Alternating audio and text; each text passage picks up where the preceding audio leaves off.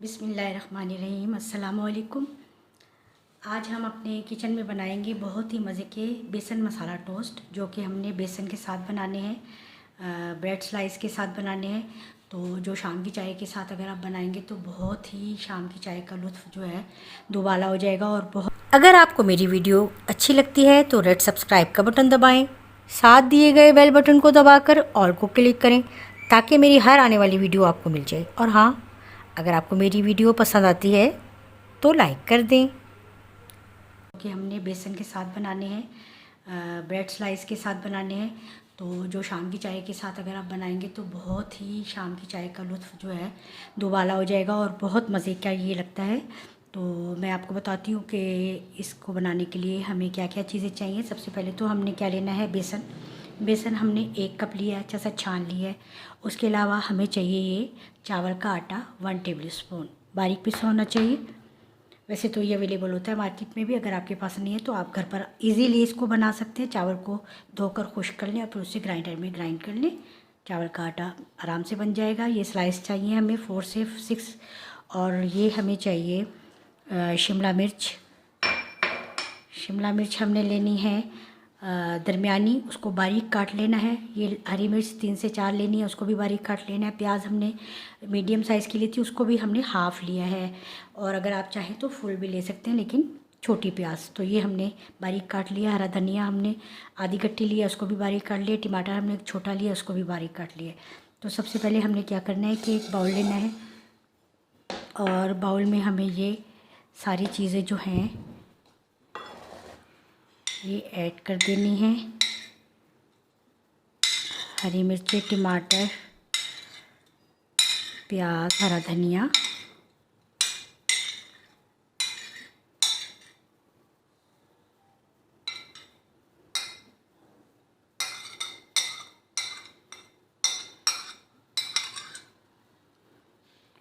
इस पर हमने थोड़ा सा करना है नमक स्प्रिंकल और इसको अच्छा सा मिक्स करके एक साइड पे रख देना है।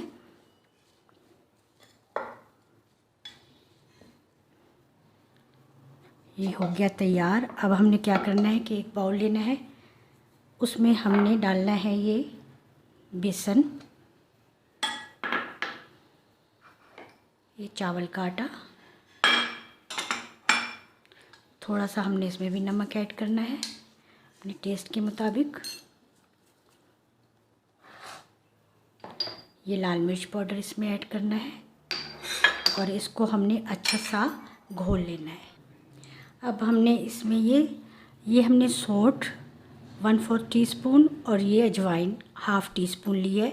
सौंठ अगर नहीं है तो आप थोड़ा सा अदरक का पेस्ट डाल सकते हैं 1/2 टीस्पून। अब इसमें ये हम ऐड कर देंगे और इसको हम अच्छा सा पहले मिक्स करेंगे।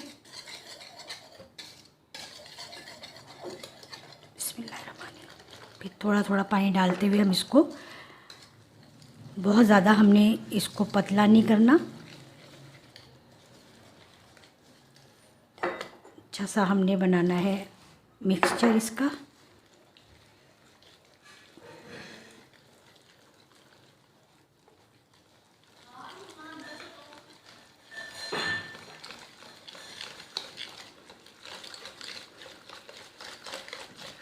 इसमें बिल्कुल भी गुठलियाँ नहीं होनी चाहिए, इसको बहुत अच्छा सा विस्क से हमने इसको मिक्स करना है, अच्छा सा बैटर बनाना है। ये भी हमें गाढ़ा लग रहा है, थोड़ा सा हम इसमें पानी और ऐड करेंगे।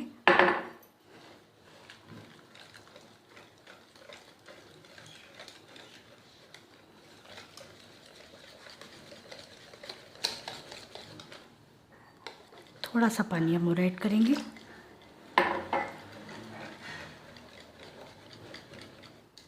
बस हमें इतना ही गाढ़ा चाहिए ये, इससे ज़्यादा हमें इसको पतला नहीं करना। अब हमने इसको 10-15 मिनट के लिए गर्म जगह पर रख देना, फ्रिज में नहीं रखना। और आपने क्या करना है कि ये स्लाइस जो हैं अपनी पसंद के रेक्टेंगल काट लें, ट्रायंगल काट लें या एज इट इज़ रहने दें, लेकिन ये ज़रा बड़े होते हैं इसलिए खूबसूरती नहीं आती अगर हम इसको इसमें डिप करेंगे, तो लिहाजा हम इसके ट्रायंगल काट लेते हैं और फिर हम इसको तैयार करेंगे। ये देखिए हमने ब्रेड को इस तरह से इस शेप में काट लिया है। मैंने छोटे पीसेस में काटा इसको ट्रायंगल के शेप में। और अब हमने क्या करना है कि बेसन हमने 10-15 मिनट पहले इस तरह से घोल कर रख दिया था।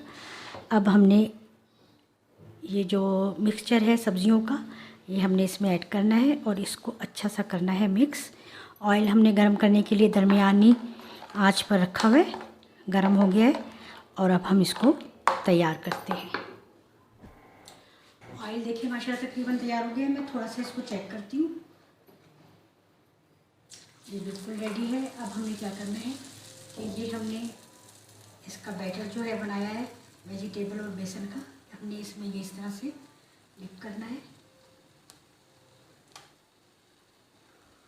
और इसको इसमें डाल के देना है। आँच हमने इस वक्त थोड़ी सी कम ही कर देनी है, तो ज़्यादा तेज़ नहीं होनी चाहिए।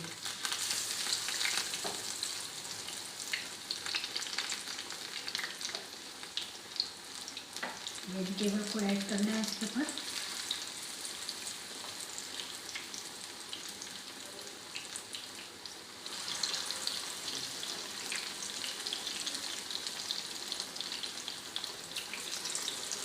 मतलब हम एक साइड से पहले अच्छा से इसको होने देंगे, फिर इसको टर्न करेंगे। ये देखिए एक साइड से ये बहुत अच्छे से लाइट गोल्डन हो गए। मैंने इसको टर्न कर दिया था। ये दोनों साइड से देखिए ये अच्छे से तैयार हो गए माशाल्लाह। थोड़ा सा मैं इसको और रहने दूँगी ऑयल में और फिर हम इसको निकालेंगे प्लेट में। तो लीजिए जी, ये बहुत ही मज़े के तैयार हो गए हमारे बेसन मसाला टोस्ट। और ये चाय के साथ बहुत ही लगेंगे टेस्टी। तो हम भी बनाने लगे हैं चाय, और चाय के साथ ये हम सर्व करेंगे। तो आप भी ज़रूर ट्राई कीजिएगा, शाम की चाय के साथ ज़रूर बनाइएगा। मेहमानों के लिए बनाएं, अपने लिए बनाएं, ज़रूर बनाइएगा और मुझे फ़ीडबैक ज़रूर दीजिएगा। तो इंशाल्लाह नई रेसिपी के साथ फिर मिलूँगी। अल्लाह हाफ़िज़।